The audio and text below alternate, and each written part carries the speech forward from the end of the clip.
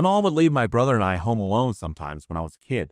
My dad was in the Navy, so she was often on her own with us. When I was about 10 and my brother was 7 or 8, she figured we were old enough for short durations alone. We knew not to answer the door or the phone or to leave the house, and we always followed that. It was easy because we pretty much just played Sega and watched TV. We also weren't on our own very long. It was usually that she needed to run quick errands like a stop to the store or post office. Well, one day in the middle of the day, we're on our own and someone knocks at the door. We ignore it. They knock again and again. So we decide to quietly sneak towards the living room so we can get an idea of what's going on. Our front door had glass in the top half, but it was diamond-shaped sections of bumpy colored glass. You couldn't see any details on the people outside. But you could see details on the people outside, but you could get a general idea of their shape and size. The person knocking was an adult, but that was the only thing we could tell. I know I was hoping it was one of the persistent neighborhood kids. Well, we decided the best thing to do was to go back to our room in the back of the house and wait for them to leave. But after we get in the room, we can hear the person coming in through our side gate. Suddenly, this went from strange to terrifying. I quickly ran to the back door, put the slide in the dog door, and locked the back door. Then I ran back to the room with my brother. There were windows in the back with no curtains, and I didn't want anyone seeing us. I told my brother to hide with me and not to make any noise. We got into one of the messier closets and just waited. My mom arrived home at about this time. She was able to see a different scene than we were. She recognized my grandmother's car. Her mother-in-law, it was my own grandmother who was terrifying us. She had decided to stop by, completely unplanned, and didn't let a little fact like her not being received by us stop her from getting in.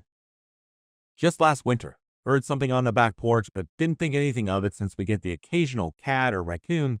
Just last winter, heard something on the back porch, but didn't think anything of it since we get the occasional cat or raccoon just being an asshole. Then after a few minutes heard it again, but like walking off the deck. So at this point, I grab my gun and go to check. Throw the back lights on and there's nothing but footprints in the snow. Called the cops and they said the prints went up to the back door of every house on our side of the street, then just off into the woods. The next day, a few miles down the road, the man was shot and killed while breaking into a guy's house while he was asleep.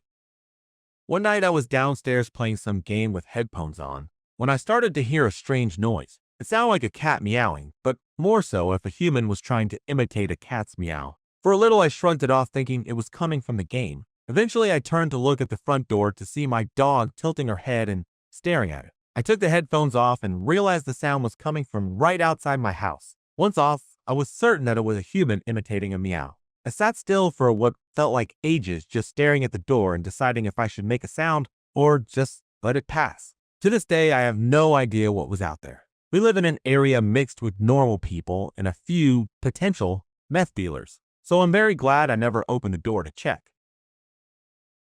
I was about 11 and it was a Saturday morning.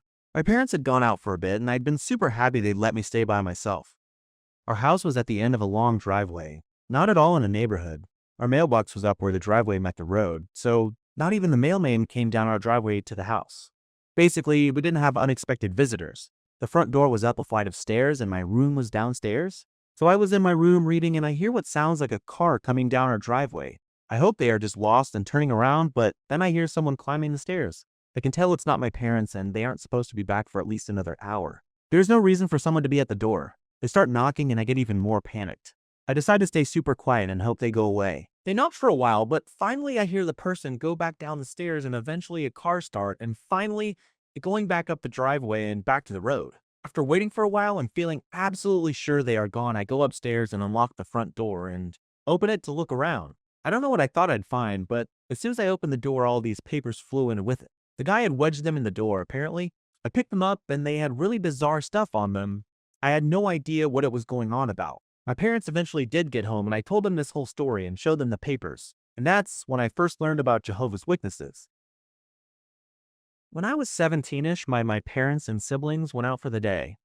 I hadn't wanted to go because there was always the possibility my boyfriend might stop by and we could fool around unimpeded. Just after lunchtime, he called to say his brother had borrowed his car and he'd be over as soon as he got back from wherever he'd gone. This was mid-90s, so cell phones were a thing, but at the time, neither of us had one and we were talking on regular landline. He was on a cordless and I was on the older corded kind of phone. I was in my bedroom, door closed, jabbering away, when suddenly we heard a distinct sigh and the sound of a receiver being replaced. My boyfriend nonchalantly said, "I thought you said you were home alone?" He wasn't concerned because he just figured my family was back already, but I knew different. My bedroom was at the front of the house, and I could see our driveway and our car wasn't parked there. I leaned forward slightly to look out my bedroom door, across the hall and towards the dining room, with the barest glimpse into the kitchen, where the only other phone in the house was. Who was here? Very quietly I closed my bedroom door and locked it, not daring to breathe, while my boyfriend continued to chatter. I hissed his name to get his attention and felt the prick of tears because I felt a presence on the other side of the door. Boyfriend kept saying, "What? What? Pull the in." And I finally gritted out that there was someone in the house. By this time I was trying to open my jammed bedroom window and telling him to hurry as I hung up and jumped out the window. I ran to the end of the driveway out by the street and watched my bedroom curtains fluttering out of the open window. Everything out here seemed normal, quiet. Who was in our house? The curtains blew back into the window and I glimpsed that my bedroom door was open now. I began to walk away from the house, down the street. I dithered at the corner, anxiously glancing back at the house while I waited for my boyfriend to get there. A loud clanging, rattling sound approached. It was my boyfriend in his car, sparks flying from the muffler he was dragging. Apparently in his haste to get to me, he'd gone over some railroad tracks a bit too fast and his muffler was now dragging. He was sure it was a sign that I was in danger and something was trying to keep him from getting to me, so he didn't stop. He dragged on like that for several blocks. He insisted on going into the house and checking it out. There was no one there, but he confirmed my bedroom door was open, and I absolutely know I closed and locked it. Sure, it was one of those locks you can unlock by using a coin to turn it open, but the point is my bedroom door had been one of those locks you can unlock by using a coin to turn it open, but the point is my bedroom door had been closed and locked, but when my boyfriend walked in, it said he was creeped out. Had a feeling he was being watched as he walked through every room. He waited in his car for my family to come home and told them what happened. He and my dad walked through the house again and again, found nothing. My dad was convinced I imagined it all, but my boyfriend, now husband, remembers and he believes me. After all, he heard the same thing I did. We have never figured out what that was to this day. During a small part of my childhood, I was homeless. My mom would make deals with my relatives to house me in exchange for favors. My grandmother, her mom, had made a deal with her that if she gave her rent, my mom could also stay with me at her home. It was one of those nights that my mom and I had my grandmother's house to ourselves. We had decided to have a movie night in the living room, and she tasked me with getting the popcorn because I make the best popcorn and she always burns it. My grandmother's house sits pretty high, and the kitchen itself sits on a level below everything else. So there are 3 7-inch brick stair slabs that lead you to the kitchen from the living room. As I'm walking down the stairs, I hear a voice, clear as day in my ear, whisper, "Hey," in a man's voice.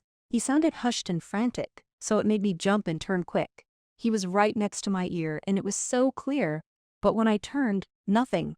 I must have done 3 or 4 double takes in every direction. I was terrified. I ran back and fell into the living room, jumping over the stairs completely. I told my mom, and she checked the house and even looked outside the kitchen window above the sink. Nothing. But I swear I heard someone. I could feel it next to my ears, and I had the kind of fight or flight panic you get when you know you just experienced something unsettling, and the answer to it is probably worse than not knowing. Needless to say, we cut our movie night short, and I spent that entire night wide awake tossing and turning. I thought that was the last time I'd experienced something like that until a few years later. I was sitting on my other grandmother's porch. My dad's mom, she had one of those wooden rockers that I like to sit on and sunbathe in. Sometimes her black cat Boo would come and join me in the seat. As Boo was making himself comfortable on the arm of the chair, I turned my head in the opposite direction, just admiring how pretty it looked that day. I'm watching the carpenter bees buzz around her wooden porch when again I hear, "Hey." I whipped my head towards the sound, and there's Boo right where I heard the sound. He's not making biscuits or laying down anymore, he's staring right at me. I was so confused, and being a little kid at the time, stared at Boo, leaned in, and asked, "Did you hear that?" And obviously he didn't respond, but I really didn't know what to do in the moment. I just decided to go back inside and watch TV. But yeah, disembodied voice in 2 different locations at 2 different times of my life, but it was the eye each time. I can't really that one. I keep it in the vault of my brain.